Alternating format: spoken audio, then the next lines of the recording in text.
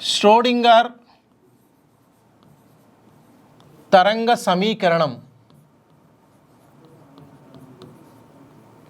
Schrodinger తరంగ సమీకరణం, దీన్ని మనం Schrodinger wave equation, Schrodinger wave equation, Schrodinger wave equation, దీన్ని మనం ష్రోడింగర్ తరంగ సమీకరణము అంటున్నాం. మరి ఏం చెప్తుంది ష్రోడింగర్ వేవ్ ఈక్వేషన్? ఈ ష్రోడింగర్ అనేటువంటి సైంటిస్టు డిబోలి చెప్పినటువంటి, ఏదైతే డ్రిబోలి అనేటువంటి సైంటిస్ట్ చెప్పినటువంటి dual character of the particle, micro particles, అంటే ద్వంద్వ స్వభావాన్ని పరిగణలోకి తీసుకున్నాడు. ముఖ్యంగా ఈ ష్రోడింగర్ అనేటువంటి సైంటిస్టు ఏదైతే ఐసెన్బర్గ్ చెప్పినటువంటి మనకి uncertainty of the position and uncertainty of the momentum, ఈ రెండింటిని పరిగణలోకి తీసుకొని ఈయన ష్రోడింగర్ తరంగ సమీకరణం, ఇది క్వాంటమ్ మెకానిక్స్, దేన్ని డెవలప్ చేయబడింది అని అంటే క్వాంటమ్ మెకానిక్స్, ఈ క్వాంటమ్ మెకానిక్స్ని అభివృద్ధి చేయడం జరిగింది. మరి ఏంటి క్వాంటమ్ మెకానిక్స్లో మనం ఎలాంటి అంశాలు తీసుకోవచ్చు అంటే సింప్లీ ఇక్కడ probability, the concept of probability. ముందుగా ఇందులో మనం తెలుసుకోవాల్సిన ఫస్ట్ పాయింట్ ఏంటంటే కాన్సెప్ట్ ఆఫ్ ప్రాబబిలిటీ. ఈ ప్రాబబిలిటీ అనేటువంటిది సంభావ్యత భావన, సంభావ్యత భావన. ద కాన్సెప్ట్ ఆఫ్ ప్రాబబిలిటీ అనేది మనకి ఈ ష్రోడింగర్ వేవ్ ఈక్వేషన్ నేర్చుకునే ముందు కంపల్సరీ మనం దానికి సంబంధించిన ష్రోడింగర్ చెప్పినటువంటి కొన్ని అంశాలను మనం పరిగణలోకి తీసుకోవాల్సినటువంటి అవసరం అనేది ఉంది. మరి ఏంటి సంభావ్యత? సంభావ్యత అనే కాన్సెప్ట్ ఎలా చెప్పవచ్చు? సో వెరీ క్లియర్, డిబ్రోలీ అనేటాయన మనకి డ్యూయల్ క్యారెక్టర్ చెప్పాడు, కానీ ష్రోడింగర్ మాత్రం ఎలక్ట్రాన్ యొక్క స్థానాన్ని కానీ మరి దాని యొక్క ద్రవ్యవేగాన్ని కానీ ఒకే సమయంలో ఖచ్చితంగా నిర్ణయించలేము అని చెప్పడం జరిగింది. కానీ సో ఇక్కడ ఒక అంశాన్ని మనం క్లియర్గా అర్థం చేసుకోవచ్చు. కేంద్రకం చుట్టూ ఎలక్ట్రాన్ అనేది అకార్డింగ్ టు బోర్ ప్రకారం అంటే నిర్దిష్టమైన ఆర్బిట్లో తిరుగుతుంది అని చెప్తాం. అయితే ఈ ఆర్బిట్లో అనేటువంటి అంశం వెళ్ళిపోయింది, కక్ష అనేటువంటి భావన లేదు. ఇప్పుడు ఇక్కడ ఏంటంటే ఈ సంభావ్యత భావన ఏం తీసుకొచ్చిందనంటే ఆర్బిటాల్ అనేటువంటి కాన్సెప్ట్ని తీసుకొచ్చింది. ఎందుకు అనంటే ఆర్బిట్లో ఉన్నప్పుడు, అంటే కక్షలో ఉన్నప్పుడు, బోర్ నమూనా కావచ్చు, ఇవన్నీ కూడా ఏం చెప్తున్నాయి? ఆర్బిట్ గురించి చెప్తున్నాయి. అంటే కక్ష, ఆర్బిట్ అంటే తిరిగేటువంటి పాత్, ఆర్బిట్ అంటే మనకు తెలుసు ఎలక్ట్రాన్ తిరిగేటువంటి కక్ష. మరి ఇప్పుడు ఈ భావనలో ఆర్బిట్ అనేది ఉండదు. ఐసెన్బర్గ్ ష్రోడింగర్ చెప్పినటువంటి వేవ్ ఈక్వేషన్స్ ప్రకారం ఆర్బిట్, ఈ కక్ష అనేది ఉండదు. మరి ఏంటిది? ఒక కాన్సెప్ట్, ఒక ప్రాబబిలిటీ కాన్సెప్ట్ వచ్చింది, దాని పేరే ఆర్బిటాల్. ఆర్బిటాల్, ఈ ఆర్బిటాల్ అనేటువంటి కాన్సెప్ట్, ఆర్బిటాల్ అనేటువంటి భావన, ఈ ఆర్బిటాల్ అనేటువంటి భావనను మనకు ముందుకు తీసుకురావడం జరిగింది. మరి ఆర్బిటాల్ అంటే ఏంటి అంటే కేంద్రకం చుట్టూ తిరిగేటువంటి ఎలక్ట్రాన్ అనేది ఎక్కడుందంట? త్రిజామితీయ ప్రదేశంలో ఉంటుంది. ఒక నిర్దిష్టమైన వ్యాసార్థం ఉండదు ఇక్కడ. అంటే దీని ప్రకారం ఏంటంటే ఎలక్ట్రాన్ అనేది వృత్తాకార మార్గంలో నిర్దిష్టమైన వ్యాసార్థం అంటూ ఏమి ఉండదు. అంటే ఇక్కడ ఎలక్ట్రాన్ ఇక్కడ నుంచి ఇక్కడికి ఎంత దూరం ఉందో ఇక్కడ కూడా అంతే దూరం ఉండాలని కూడా ఏం లేదు. ఎందుకంటే దాని స్థానాన్ని, పొజిషన్ని మనం క్లియర్గా చెప్పనప్పుడు దాని రేడియేషన్ కూడా చెప్పలేము, అది చెప్పే అవకాశం కూడా లేదు. కాబట్టి ఈ ప్రాబబిలిటీ కాన్సెప్ట్ ఏం చెప్తుంది అని అంటే కేంద్రకం చుట్టూ ఉన్నటువంటి ఎలక్ట్రాన్స్ అనేవి త్రిజామితీయ ప్రదేశంలో ఉంటాయి. త్రిజామితీయ, దట్స్ మీన్స్ 3 డైమెన్షనల్ ప్లేస్. అంటే ఎక్కడ ఉంటాయంటే ఎలక్ట్రాన్స్ అన్నీ కూడా 3 డైమెన్షనల్గా ఉంటాయి. ఆ 3 డైమెన్షనల్గా ఉండేటువంటి ప్రాంతాలను ఎక్కడైతే అక్కడ దాని యొక్క స్థానం అనేది ఇక్కడ ఉండొచ్చు, అక్కడనే ఉంటుందని చెప్పలేం. కానీ అకార్డింగ్ టు ద ష్రోడింగర్ ప్రకారం ఏంటంటే అక్కడ ఉండొచ్చు. ద ప్రాబబిలిటీ ఆఫ్ పొజిషన్ అంటే ఎలక్ట్రాన్ యొక్క స్థానాన్ని ఖచ్చితంగా చెప్పలేం, కానీ ఎలక్ట్రాన్ ఇక్కడ ఉండొచ్చు, మేబీ అక్కడ ఉండడానికి అవకాశం ఉంది. ఎక్కడ ఎక్కువగా ఉండడానికి అవకాశం ఉంది? ఈ త్రిజామితీయమైనటువంటి ప్రదేశంలో ఎలక్ట్రాన్ చుట్టూ, ఈ కేంద్రకం చుట్టూ ఉన్నటువంటి ఈ 3 డైమెన్షనల్ ఏరియాలో ఎక్కడ ఎక్కువగా ఉండే అవకాశం ఉంది? దాన్ని మనం ద హైయెస్ట్ ప్రాబబిలిటీ. ఎలక్ట్రాన్ అనేది ఎక్కడ ఎక్కువగా ఉండే అవకాశం ఉంది, దాన్నే మనం ప్రాబబిలిటీ డిస్ట్రిబ్యూషన్ అంటాం. అంటే ఆర్బిటాల్. సో దీని ద్వారా చెప్పినటువంటి అంశాలు ఏంటంటే, ఒకటి probability of position, probability of position, probability of position. So electron స్థానంలో సంభావ్యత, దాని స్థానంలో సంభావ్యత అంటే పొజిషన్, ఈ స్థానంలో ఉండవచ్చు. అంటే స్థానంలో సంభావ్యత, ఎలక్ట్రాన్ స్థానం సంభావ్యత, దాని యొక్క పొజిషన్ స్థానం సంభావ్యత. అంటే దాని అర్థం ఏంటంటే ఎలక్ట్రాన్ యొక్క స్థానం ఎక్కడుంది అని అంటే ఈ త్రిజామితీయ, ముఖ్యంగా ఇది 3 డైమెన్షనల్ స్థానం. X axis, why axis, Z axis. 3 dimensional త్రిజామితీయం అంటే న్యూక్లియస్ నుంచి ఉన్నటువంటి ఏరియాలో, ఈ త్రిజామితీయ ఏరియాలో ఇది X axis, why axis, Z axis, ఈ ఏరియాస్లో అంటే ఖచ్చితంగా ఎలక్ట్రాన్ యొక్క స్థానాన్ని నిర్ణయించడం అనేది ఎలా ఉందంటే ఇట్స్ ప్రాబుల్గా ఉంది. అంటే ఎలక్ట్రాన్ అనేది ఎక్కడ ఉండొచ్చు సార్ అంటే ఈ యొక్క ఎక్స్ యాక్సిస్, ఒక ఎగ్జాంపుల్ ఇది ఎక్స్ అనుకుంటే, ఇది వై అనుకుంటే, సో ఒకవేళ ఇది జెడ్ అనుకుంటే, ఇది ఎక్స్ వైకి మధ్యలో అంటే ఈ ఏరియాలో ఉండొచ్చు. సో లేదు ఇక్కడ కాదు, ఇది ఇక్కడ ఉండొచ్చు, మేబీ ఈ ప్లేన్లో ఉండొచ్చు, లేదు ఇక్కడ ఉండొచ్చు, లేదా ఈ ప్లేన్లో ఉండొచ్చు అంతే. అంటే దీని ప్రకారం అంటే ప్రాబబిలిటీ మాత్రమే. ఎలక్ట్రాన్ యొక్క స్థానం అనేది ఒక ప్రాబబిలిటీగా తీసుకోవడం జరుగుతుంది. అంటే స్థానంలో సంభావ్యత అనేది ఉంది. ఇంకోటి ద డిస్ట్రిబ్యూషన్, ప్రాబబిలిటీ డిస్ట్రిబ్యూషన్ అంటే సంభావ్యత పంపిణీ, దీన్నే మనం ప్రాబబిలిటీ డిస్ట్రిబ్యూషన్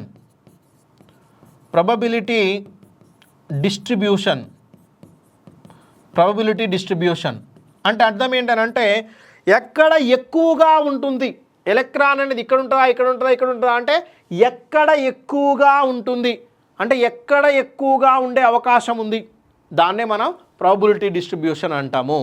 ఎక్కడ ఎక్కువగా ఉంటుందో ఆ ప్రాంతాన్నే మనం ఆ త్రిజామితీయ ప్రాంతాన్నే ఆర్బిటాల్ అంటాము. ఆర్బిటాల్ అనేది అంటే స్థానంలో సంభావ్యత ఉంది. కరెక్ట్గా స్థానం కనుక్కోలేం, ఎలక్ట్రాన్ స్థానం ఖచ్చితంగా చెప్పలేం, కానీ ఎలక్ట్రాన్ ఎక్కువగా ఉండడానికి అవకాశం ఉండే ప్రాంతాన్ని మనం చెప్పవచ్చు. అంటే ద పొజిషన్లో ప్రాబబిలిటీ ఉంది.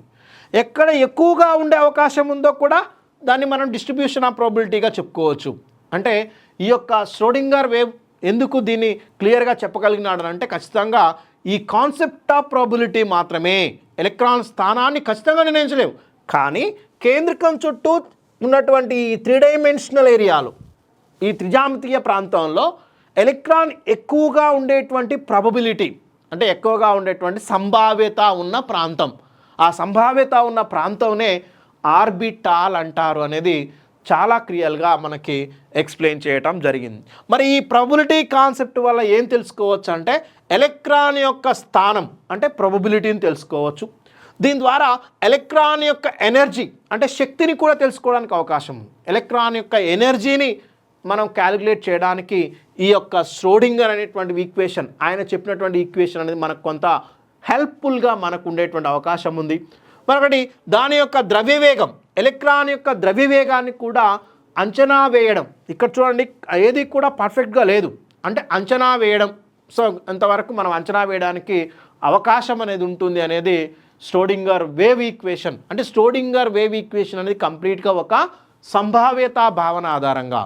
అంటే ష్రోడింగర్ వేవ్ ఈక్వేషన్ మనకు ఎందుకు ఉపయోగపడుతుంది అని అంటే it is the identifying of probability of position, electron యొక్క స్థానంలో సంభావ్యత. సార్ కేంద్రకం చుట్టూ ఉన్నటువంటి ఎలక్ట్రాన్ ఎక్కడ ఏ ప్రదేశంలో, ముఖ్యంగా త్రిజామితీయ ప్రదేశంలో ఎలక్ట్రాన్ ఉండే ప్రాంతాన్ని మనం అంచనా వేయడానికి అవకాశం ఉంది.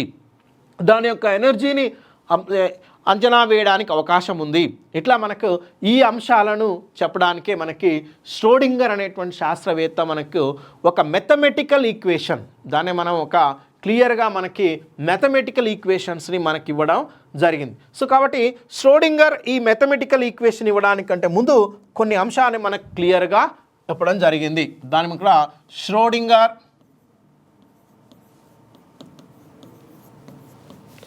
Schrodinger wave equation. మరి ఈ ష్రోడింగర్ వేవ్ ఈక్వేషన్ ప్రపోజ్ చేసేటప్పుడు ఆయన కొన్ని అంశాలను 1927లో ఆయన కొన్ని అంశాలను చెప్పడం జరిగింది. ఫస్ట్ ఏంటంటే ద ష్రోడింగర్ కన్సిడర్డ్, అంటే he considered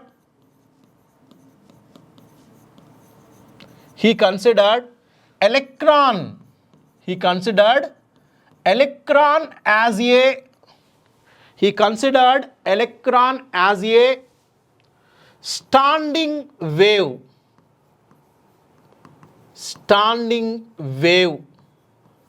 or vibrating string.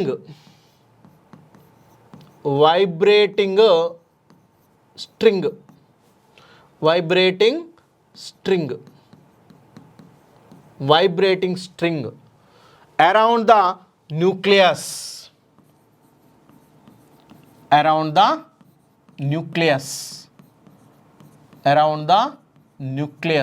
అంటే చూడండి, ఈ ష్రోడింగర్ వేవ్ ఈక్వేషన్ ఇచ్చే ముందు మనకి ష్రోడింగర్ కొన్ని ఇంపార్టెంట్ అంశాలను పరిగణలోకి తీసుకున్నాడు. ఆయన ఏంటంటే ఎలక్ట్రాన్ అనే దాన్ని, ఎలక్ట్రాన్ని ఎలా కన్సిడర్ చేశాడు? ఇట్స్ ఎ స్టాండింగ్ వేవ్ అని అంటే ఖచ్చితంగా ఇది ఒక కేంద్రకం చుట్టూ ఎలక్ట్రాన్ అనేది, తెలుగులో మనం చూస్తున్నట్లయితే ఈయన ప్రకారం ఎలక్ట్రాన్ను కేంద్రకం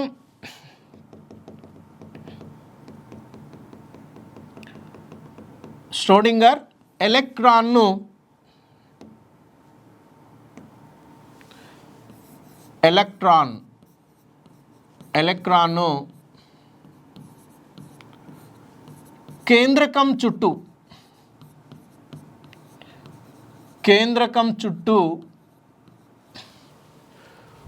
కేంద్రకం చుట్టూ ఉన్న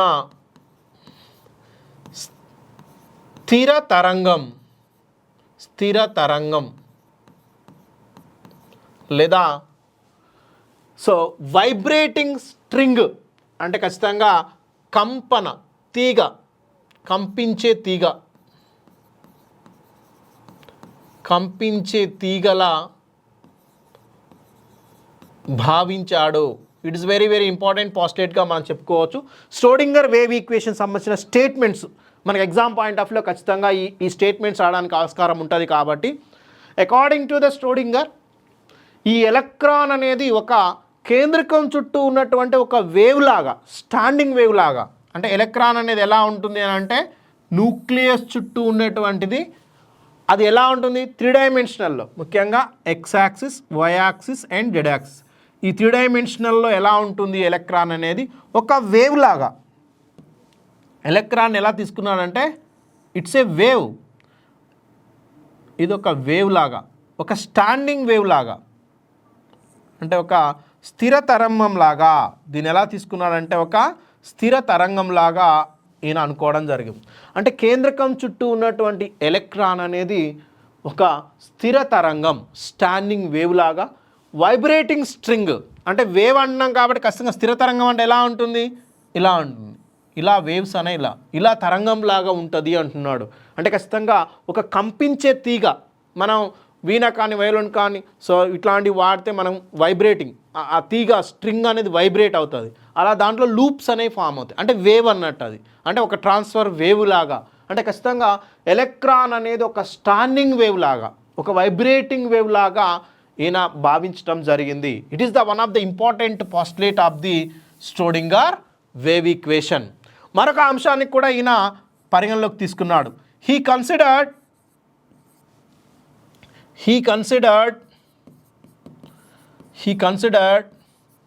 dual nature of electron. Dual nature of electron. Dual nature of electron అంటే ఖచ్చితంగా ఎలక్ట్రాన్ యొక్క డ్యూయల్ నేచర్ అంటే కణము మరియు తరంగం. ఈయన పరిగణలోకి తీసుకున్న అంశం కణము మరియు తరంగం. ఎలక్ట్రాన్ యొక్క కణం మరియు పార్టికల్ మరియు wave character.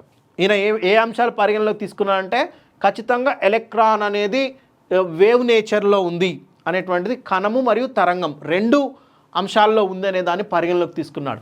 Schrodinger wave equation మీద మనకు స్టేట్మెంట్స్ ఫ్రేమ్ చేసే అవకాశం ఉంది. ష్రోడింగర్ వేటి అంశాలను పరిగణలోకి తీసుకొని మనకు ష్రోడింగర్ వేవ్ ఈక్వేషన్ని ప్రపోజ్ చేయడం జరిగిందని అంటే ఎలక్ట్రాన్ని ఒక స్టాండింగ్ వేవ్ లాగా అంటే ఒక తరంగం, ముఖ్యంగా స్థిర తరంగం లాగా, అది ఎలా అంటే వీణా వయోలిన్లో ఎలా అయితే మనకి ఒక తీగ యొక్క వైబ్రేషన్స్ ఉంటాయో అట్లా కేంద్రకం చుట్టూ ఎలక్ట్రాన్ కూడా ఒక వేవ్ లాగా, ఒక స్టాండింగ్ వేవ్ లాగా ఉంటుందని పరిగణలోకి తీసుకున్నాడు. At the same time he consider the dual nature of electron. మనం ఎంతమంది చెప్పుకున్నాం డిబ్రోలీ ప్రకారం ఎలక్ట్రాన్ అనేది కణము మరియు తరంగం, అంటే దీన్ని కూడా పరిగణలోకి తీసుకోవడం జరిగింది. ఇదొక ఇంపార్టెంట్ అంశంగా చెప్పుకోవచ్చు. మరొక పాస్టులేట్ కూడా మనకి దీంట్లో మనం చూడొచ్చు. హీ కన్సిడర్డ్ ఈయన మరొక అంశాన్ని పరిగణలోకి తీసుకోవడం జరిగింది. Electron as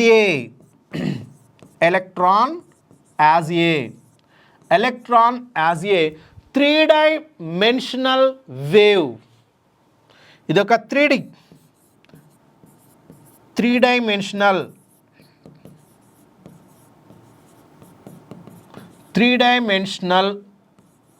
wave, 3-dimensional electron wave, 3-dimensional electron wave.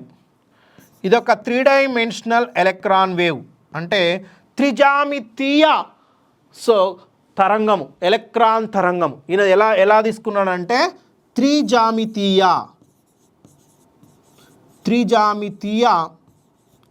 Electron తరంగము. సో త్రిజామితీయ ఎలక్ట్రాన్ తరంగం అంటే ఖచ్చితంగా ఎలక్ట్రాన్ని ఏమన్నాడంటే ఇది 3-dimensional వేవ్, ఖచ్చితంగా త్రిజామితీయ ఎలక్ట్రాన్ తరంగంగా దీన్ని మనకు కన్సిడర్ చేశాడు. సో ఇది ఎక్కడ ఉంది 3-dimensional wave in electric field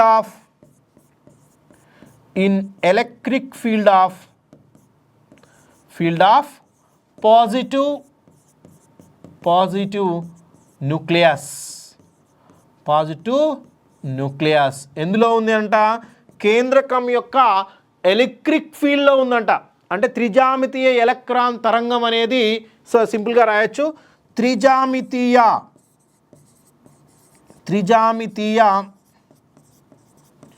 electron తరంగం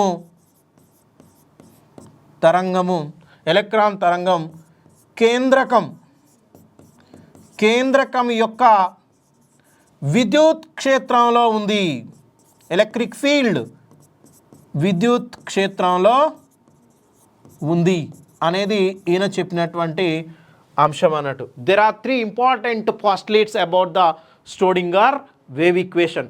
అంటే ష్రోడింగర్ వేవ్ ఈక్వేషన్ నీకు అర్థం అవ్వాలంటే ఫస్ట్ ఈ పాస్టులేట్స్ అనేది తెలవాల్సిన అవసరం ఉంది. ష్రోడింగర్ ప్రకారం ఫస్ట్ ఏమంటున్నాడు అబౌట్ ద న్యూక్లియస్. ఖచ్చితంగా న్యూక్లియస్ చుట్టూ ఉన్న ఎలక్ట్రాన్ అనేది ఒక స్టాండింగ్ వేవ్ లాగా ఉంది. అంటే 3-dimensional స్టాండింగ్ వేవ్ ఇది.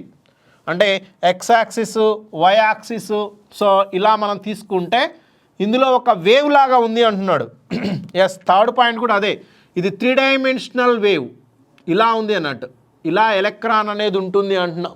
ఎలక్ట్రాన్ ఎనర్జీ పార్టికల్ కదా, ఒకటే డైరెక్షన్ కాదు. ఇది ఎక్స్ యాక్సిస్ అంటే ఎక్స్ యాక్సిస్, ఇది జెడ్ యాక్సిస్ అయితే జెడ్ యాక్సిస్, ఇలా అంటే వేవ్ అనేది ఇలా ఉంది. లేదు ఇది జెడ్ యాక్సిస్, వై యాక్సిస్ అయితే వై యాక్సిస్.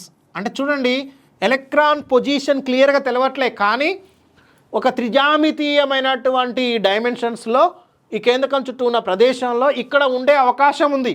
అది XY ప్లేన్లో ఉందా, YZ ప్లేన్లో ఉందా, ZX ప్లేన్లో ఉందా, వీటిని బేస్ చేసుకొనే మనకి ఆర్బిటాల్ అనేటువంటి కాన్సెప్ట్ వస్తుంది. వీటిని బేస్ చేసుకొని మనం ఆర్బిటాల్ని డిస్క్రైబ్ చేస్తాం. ఈ యొక్క 3 డైమెన్షనల్ XYZ యాక్సిస్లలో ఎక్కడ ఎక్కువగా ఎలక్ట్రాన్ ఉండే ప్రాబిలిటీ ఉంటుందో ఆ ప్రదేశాన్నే మనం ఆర్బిటాల్ అంటాం. ఏ ఆర్బిటాల్ అనే దాన్ని ఎట్లా డిస్క్రైబ్ చేస్తామంటే the probability of finding of electron around the nucleus highest probability. అంటే ఈ 3 డైమెన్షనల్ ఏదైతే వేవ్లో ఉందో ఎక్కడ ఎలక్ట్రాన్ ఎక్కువ ప్రాబిలిటీ ఉండే అవకాశం ఉందో దాన్నే మనం ఆర్బిటాల్ అంటాం అన్నట్టు. చూడండి, ష్రోడింగర్ వేవ్ ఈక్వేషన్ ద్వారానే ఆర్బిటాల్ అనేటువంటి కాన్సెప్ట్ అనేది మనకు అర్థమైంది అన్నట్టు. అంటే ఇక్కడ చూడవచ్చు, మనకి ఎలక్ట్రాన్ అనేది ఒక స్టాండింగ్ వేవ్ లాగా, ఒక వైబ్రేటింగ్ స్ట్రింగ్ లాగా మనకి ఇక్కడ న్యూక్లియస్ చుట్టూ ఉంటుంది అంటున్నాడు. రెండో పాయింట్ ఏంటంటే ఇట్ ఈస్ డ్యూయల్ నేచర్. అందుకనే ఎలక్ట్రాన్ అనేది కణము మరియు తరంగ స్వభావాన్ని కలిగి ఉంటుంది అనేది ఇది ఒక ఇంపార్టెంట్ పాస్టులేట్గా తీసుకోవడం జరిగింది. సో థర్డ్ పాస్టులేట్లో ఏమి ఇచ్చాడనంటే electron as a 3 dimensional electron wave. ఖచ్చితంగా ఇదొక 3 డైమెన్షనల్ ఎలక్ట్రాన్ వేవ్. ఎక్కడుందంట? It is the electric field of nucleus. ఇది పాజిటివ్ న్యూక్లియస్, దీని యొక్క ఎలక్ట్రిక్ ఫీల్డ్లో ఉంది, ఈ విద్యుత్ క్షేత్రంలో ఉంది అనేది ఇక్కడ మనకు క్లియర్ ష్రోడింగర్ వేవ్ ఈక్వేషన్ అనేది. ఈ పాస్టులేట్స్ అనేవి మనకు క్లియర్గా అర్థమవుతున్నాయి.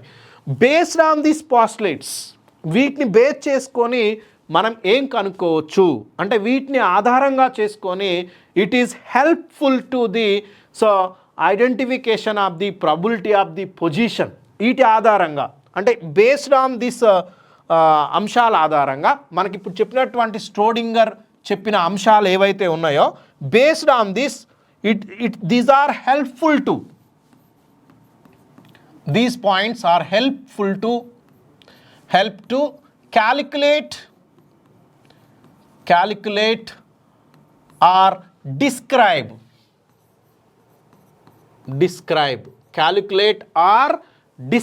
ఖచ్చితంగా ఈ అంశాలు అనేవి మనకి క్యాలిక్యులేట్ చేయడం కానీ లేదా డిస్క్రైబ్ చేయడం కానీ, అంటే అంశాన్ని మనం క్యాలిక్యులేట్ చేయడానికి కానీ డిస్క్రైబ్ చేయడం కానీ. ఏం డిస్క్రైబ్ చేస్తుంది అని అంటే the probability of position, probability of position అంటే స్థానంలో సంభావ్యత, స్థానం సంభావ్యత అంటే దీని ఆధారంగా ఎలక్ట్రాన్ యొక్క స్థానం అంటే ఎక్కడ ఉండే అవకాశం ఉంది అనే స్థానాన్ని మనం అంచనా వేయొచ్చు. And also it is probability of distribution, probability of distribution, probability of distribution దీన్నే మనం సంభావ్యత పంపిణీ, సంభావ్యత పంపిణీ అంటాం. అంటే అర్థం ఏంటి అని అంటే ఎక్కడ ఎక్కువ ఉంది ఎలక్ట్రాన్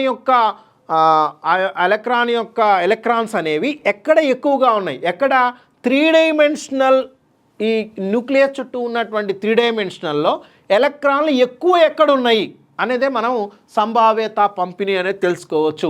దీని ఆధారంగా మరొక అంశము the energy of electron, we can easily call energy of electron.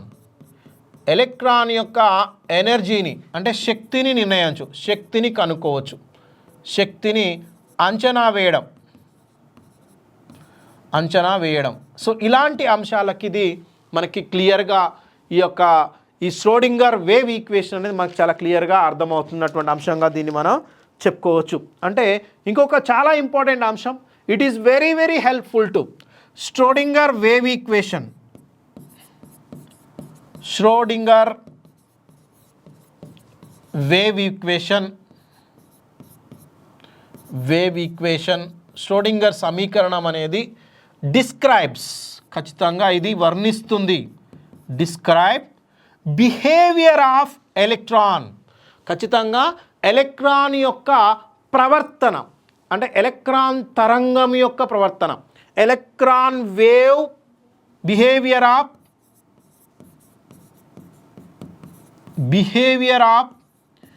Electron wave చాలా చాలా important it is.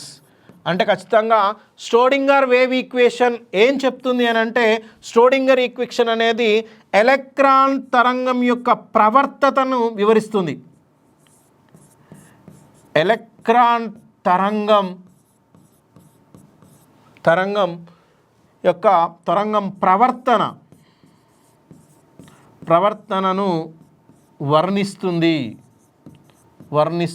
It is also one of the very important by the help of the Schrödinger wave equation. అంటే Schrödinger wave equation వల్ల మనకు ఎలాంటి ఉపయోగం ఉంది అని అంటే, the Schrödinger wave equation is helpful to calculate describe the position of the probability. అంటే దాని యొక్క స్థానంలో ప్రాబిలిటీని తెలుసుకోవచ్చు. సంభావ్యత పంపిణీ అంటే ప్రాబిలిటీ ఆఫ్ డిస్ట్రిబ్యూషన్ని తెలుసుకోవచ్చు.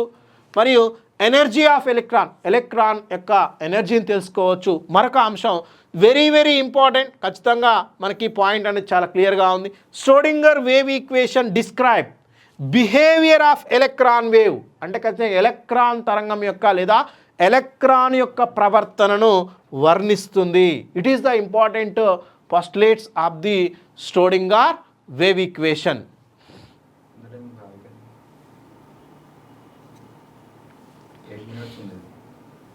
5 minutes పడుతుంది. సో ఓకే రైట్, ఇది మనకి స్ట్రోడింగర్ వేవ్ ఈక్వేషన్. అంటే స్ట్రోడింగర్ వేవ్ ఈక్వేషన్ అనేది ఏ అంశాలను మనకు చెప్పగలుగుతుంది అంటే, ఖచ్చితంగా స్ట్రోడింగర్ వేవ్ ఈక్వేషన్ అనేది describe the behaviour of electron wave. అంటే ఆ ఎలక్ట్రాన్ వేవ్ యొక్క బిహేవియర్ని, ప్రవర్తనను మనకు వర్ణిస్తూ ఉంది. ఈ అన్ని అంశాలను తెలుసుకోవడానికి అవకాశం ఉంది. వీటన్నిటి కోసము స్ట్రోడింగర్ అనేట ఆయన ఒక మెథమెటికల్ ఈక్వేషన్ని ప్రతిపాదించాడు. స్ట్రోడింగర్ యొక్క దాన్నే మనం స్ట్రోడింగర్ వేవ్ ఈక్వేషన్, స్ట్రోడింగర్ తరంగ సమీకరణం. సో దీనిలో మనం గణితాత్మక రూపం. దీనికోసం Schrödinger given that one mathematical expression. దీనికి మనకు స్ట్రోడింగర్ వేవ్ ఈక్వేషన్, దీన్నే మనం స్ట్రోడింగర్ వేవ్ ఈక్వేషన్ అంటున్నాం. We are called Schrödinger wave equation. The mathematical expression ఎట్లా చెప్తారు? మెథమెటికల్ ఎక్స్ప్రెషన్,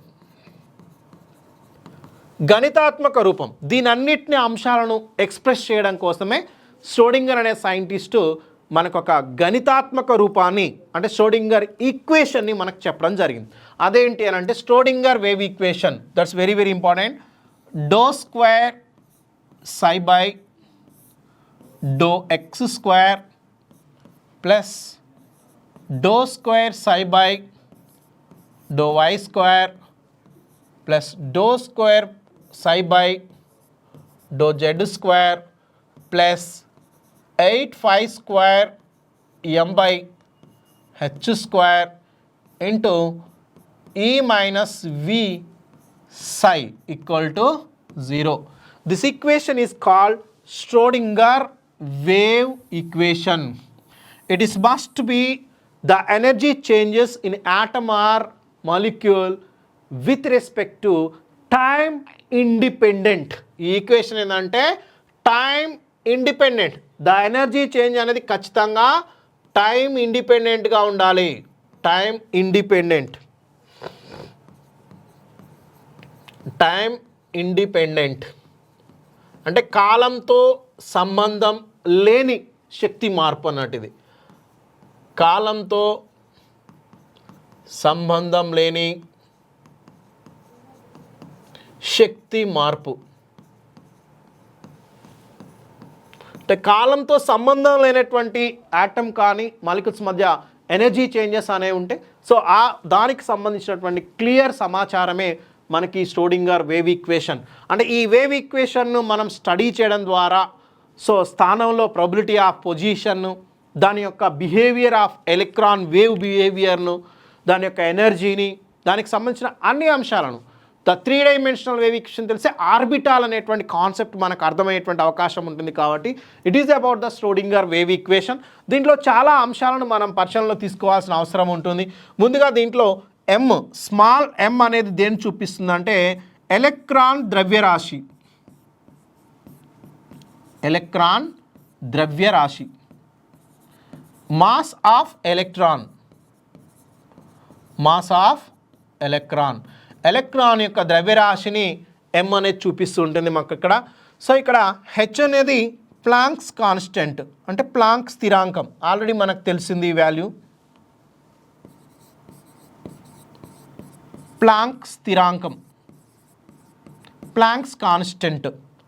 ఈ value 6.626 into 10⁻⁻34 joule second are -27 erg for second. ఇది ప్లాంక్స్ కాన్స్టెంట్ హెచ్ వాల్యూ, మనకు తెలిసినటువంటి వాల్యూనే. ఇక్కడ ఈ మీన్స్, ఈ అంటే ఇట్ ఈస్ మొత్తం శక్తి, టోటల్ ఎనర్జీ, మొత్తం శక్తి, that is total energy. Total energy అంటే ఎలక్ట్రాన్ యొక్క శక్తిని కనుక్కోవడానికి సమీకరణం మనకు క్లియర్గా ఉపయోగపడుతుంది. ఇక్కడ వి అంటే పొటెన్షియల్ ఎనర్జీ, స్థితిజ శక్తి. సో ఎలక్ట్రాన్ స్థితిజ శక్తి, ఎలక్ట్రాన్ స్థితిజ శక్తి, దీనే మనం so potential energy of electron.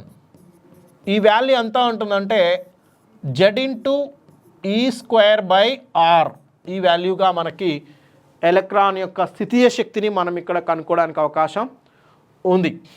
So మరి ఇక్కడ ఇంపార్టెంట్ అంశం మనకు ఒకటి ఉంది. సో దీంట్లో E-V టోటల్ ఎనర్జీలో నుంచి మనకి ఈ యొక్క స్థితి శక్తిని తీసేస్తే మనకి గతిజ శక్తి వస్తుంది. గతిజ శక్తి ఎవరిది? ఎలక్ట్రాన్ గతిశక్తి. ఎలక్ట్రాన్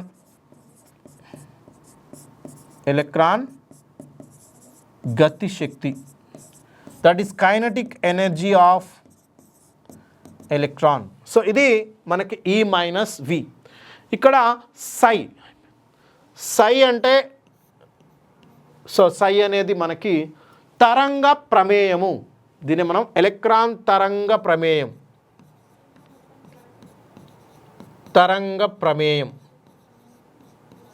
ఇదే మనం వేవ్ ఫంక్షన్. ఇది మనకి ఎలక్ట్రాన్ తరంగ ప్రమేయం అనేది ఏం చెప్తుంది? ఈ సైకి సంబంధించినటువంటి అంశాలన్నీ కూడా మనం తెలుసుకుంటాం. X, Y, Z. X, Y, Z అనేవి ఇవి మనకు కావాల్సినటువంటి అక్షాలు. అంటే Cartesian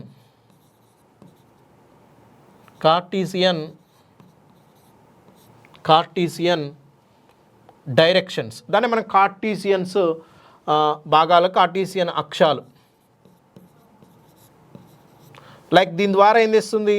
direction of the electron తెలుస్తుంది, and distance of the electrons, అంటే కేంద్రకం చుట్టూ ఎలక్ట్రాన్లు ఏ డైరెక్షన్లో ఉన్నాయి, సో వాటి యొక్క డిస్టాన్స్ ఏంటి అంటే కార్టీసియన్ కోఆర్డినేట్స్ అనేవి తెలుస్తాయి. సో ఇది ష్రోడింగర్ వేవ్ ఈక్వేషన్.